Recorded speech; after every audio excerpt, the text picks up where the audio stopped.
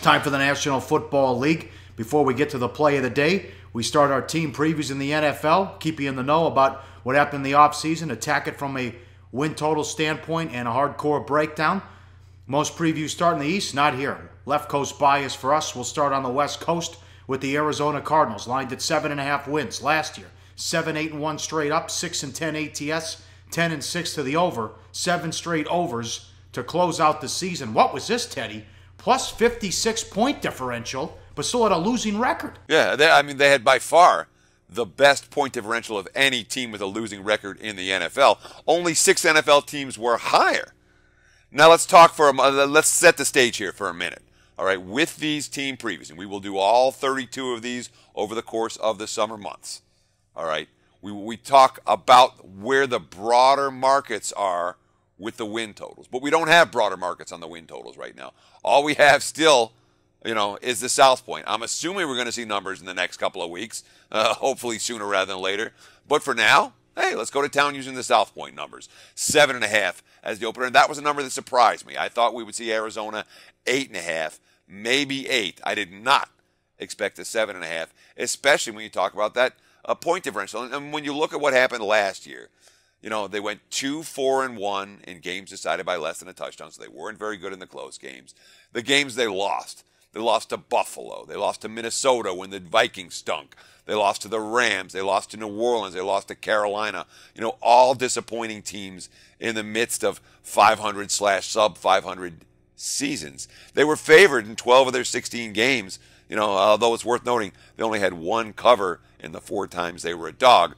That was the Week 16 upset win at Seattle. But the 7 straight overs to close out the season, when you look at their offseason moves, that's not what Bruce Arians and company wants for this team in 2017. Yep, before we do that, mainstream stats, turnover margin, 0. They were 28 takeaways, 4th in the NFL, and 28 giveaways. 2nd in offense in yards per game, 2nd in defense in yards per game. And that's why the pros were on these guys every week, because they loved their stats and their metrics. They led a league average rushing team 4.3 yards per carry, but only allowed 3.6 yards per carry on defense. Key stat here, what happened? I know you can go in depth here with the wide receivers not doing their job and getting open. They were dead last in yards per pass. Or excuse me, they were 24th in yards per pass, but 2015 they were 1st and led the league, Teddy. Yeah, and if you want to look at one stat, that's the stat that tells you why the Arizona Cardinals were a money loser last year. The running was fine. The defense was okay. They were fine with the takeaways. They weren't great at protecting the football, but the passing game that was so good in 2014 and so good in 2015 wasn't last year. I mean, when you're talking about a 1.6 yards per pass drop-off from one year to the next, going from number 1 in the NFL to number 24 in the NFL, that's a huge move downward, and something that the Cardinals need to fix. But, their defense suffered some pretty big losses in the offseason as well when you talk about key veterans going away, and that another reason why Arizona aligned as a sub 500 team. Minter gone, Jefferson gone, Swearinger, Campbell, Cooper, and Okafor. Top draft choice is Reddick, the kid from Temple, and Baker will play right away. And what's the plan? I thought they were going to take a quarterback in the first round. They wanted Mahomes or Watson. Other teams were aggressive and made the moves. Kansas City and Houston moved up in front of them. Palmer will turn 38 before the season's through. Stanton's his backup. He's 33. They have an elite running back in David Johnson. What else do they have? You might say Fitz, but he's a possession receiver at this point. Yeah, I mean, look, when you're losing 5,000 defensive snaps, read those names again. I mean, Kevin Mintner, Tony Jefferson, Swearinger, and Calais Campbell. Big names on the defensive side of the football. And you bring in a Reddick and a Baker. The top 2 draft choices, both of whom are going to help on that defense. But the other guys they signed defensively, win now guys. I was a little bit surprised. Anthony Bethea, Carlos Dansby, aging veterans on the defense. You have some concerns in the secondary, probably more than any other factor, a secondary that was not particularly good last year. Patrick Patterson's great on the one side, but they have safety questions, and at least they have some competition for the other cornerback job, and the nickel cornerback, Justin Bethel, Brandon Williams, and the rookie Rudy Ford, all coming in to try to shore up that secondary. But, you know, the quarterback position, I have to call it unsettled. You know, Palmer, when you're talking about 38-year-old QBs, and Palmer is not Tom Brady, and he's never been Tom Brady. And when you talk about QBs that have been good NFL quarterbacks at the age of 38 or higher, not many of them. Stanton was awful, you know, last year. He's been awful in every recent chance he's gotten to come in and back up Palmer. Last year, 39% completions, more interceptions than touchdowns. The third stringer, Zach Dysert, can't play. He's a low upside third stringer. So, yeah, you got David Johnson as the elite running back.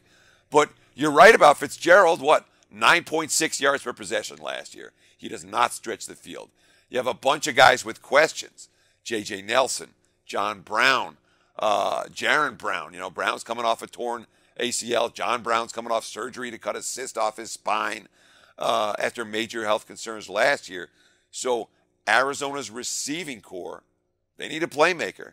They didn't have one last year. If they don't find one this year, it's going to be problematic. This will help. Phil Dawson signs a 2-year deal. He's their new kicker. They had a ton of issues. Remember the Sunday night game against Seattle? Forget about it.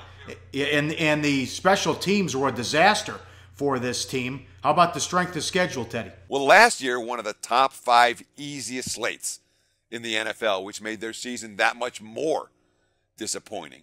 That being said, this year, it's only slightly tougher than last year. Still well below average in terms of strength of schedule based on this year's season win totals, not based on last year's how many games they won and last year's roster. All of my strength of schedule numbers and all the strength of schedule numbers we're going to give on this show right here on Sportsbet are based on this year's win totals. That's what matters for SOS, not the mainstream stats. But of course, we don't have a lot of books to go with. I don't have a great average here with the win totals. But at first look, it's not a brutal schedule. They face the AFC South. They face the NFC East, the 2 extra games at Detroit and at home versus Tampa Bay. You know, it's a situation where they may have some early struggles. You know, their first couple of weeks at Detroit, at Indy, back-to-back road games, then Dallas. An 0-3 start's going to be a problem for this team. They got to steal one of those first early games before that Monday nighter against the Cowboys. Should go 4-0 against the Niners and Rams, right? In theory, they're supposed to. They lost to the Rams last year. And when you project the divisions, I'm always when I look at an elite team in a division, I'll never project them more than 5 wins. Really hard for teams to sweep in division. It happens, but it's not easy. Arizona's not that type of team. You would project them, if I'm going to project them in division, I'm going to project them with 3.5 or 4 wins. No higher than that. Hey guys, for the full video, go to sbrpicks.com. Hey guys, thanks for tuning in to our channel. Now, we've put a lot of work into producing all these free videos, so please help us out and keep all our content free for you forever by simply liking, sharing, commenting, and subscribing. Now, not to mention, a visit to our industry-leading website will warm the hearts of all our SBR employees, especially myself. Now, the links are over there to the left, so do check those out. Thanks for watching.